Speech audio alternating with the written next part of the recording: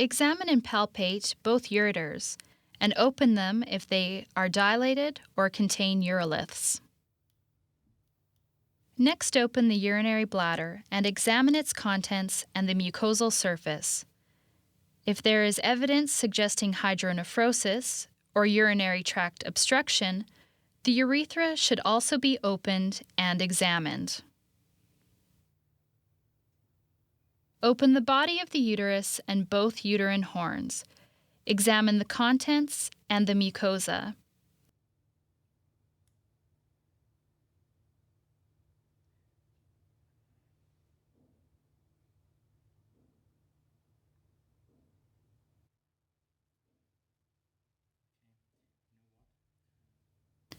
This bitch had marked diffuse congestion of the uterine body and the right uterine horn.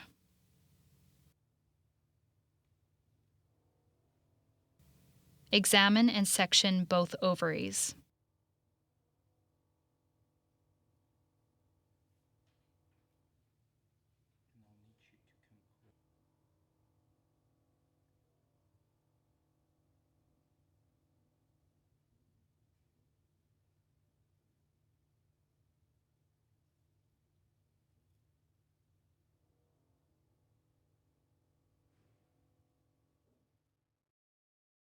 Examination of the adrenal glands. Section both adrenal glands and compare the thickness of the cortex and medulla.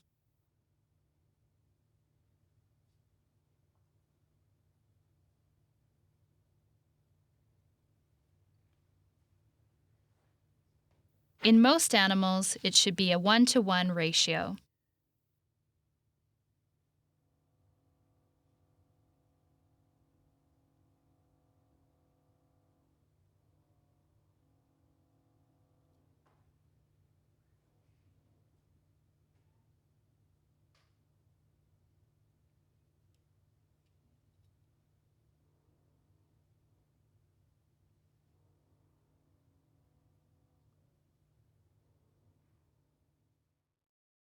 Examination of the femur and bone marrow.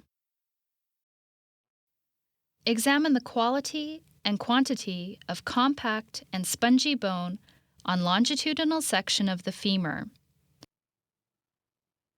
Also examine the growth plates and bone marrow.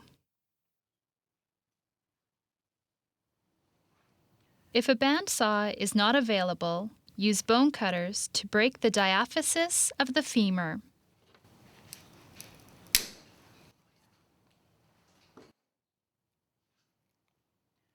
To evaluate the cortical bone and bone marrow. Removal of the brain. Remove the skin and muscles overlying the frontal, parietal, and occipital bones and place the head securely in a vise.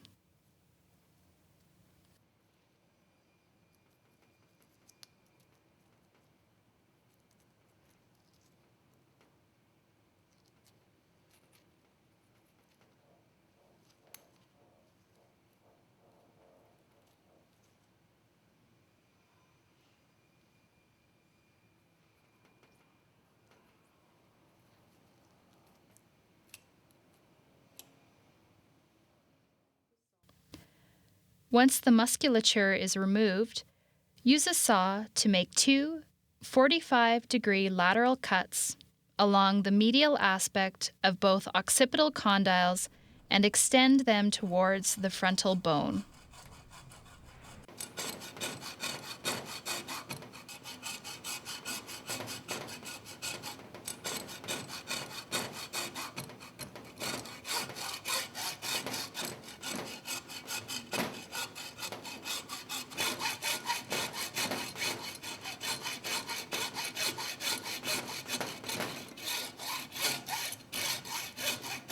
Posterior to the orbits, make a third transverse cut, which connects the two lateral cuts.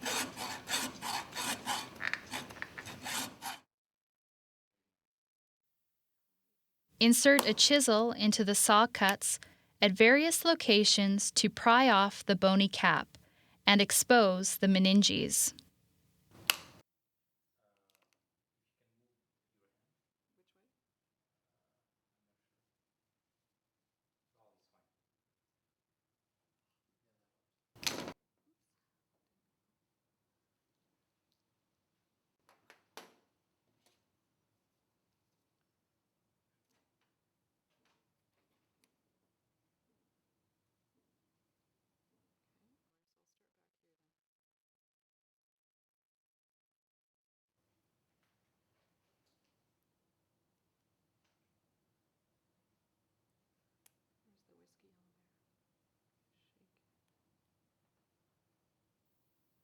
Using scissors and forceps, remove the meninges to expose the brain.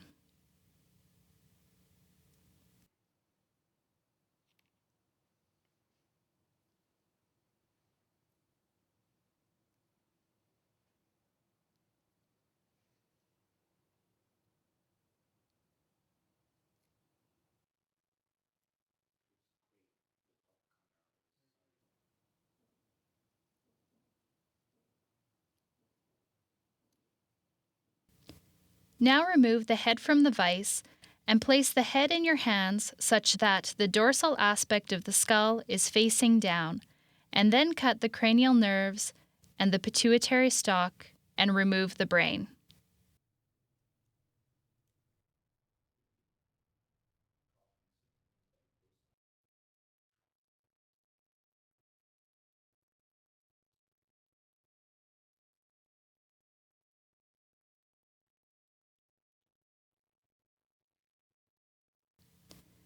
Examine all parts of the brain. Evaluate the symmetry between the left and right sides, as asymmetry could indicate a space-occupying mass.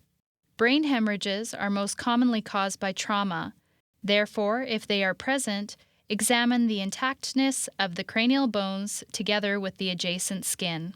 Meningeal cloudiness and exudation are strongly suggestive of meningitis. After completion of the necropsy, write a necropsy report documenting all post-mortem findings and gross morphological diagnoses. Tissue samples collected during necropsy for ancillary tests should be processed if necessary to obtain a final diagnosis.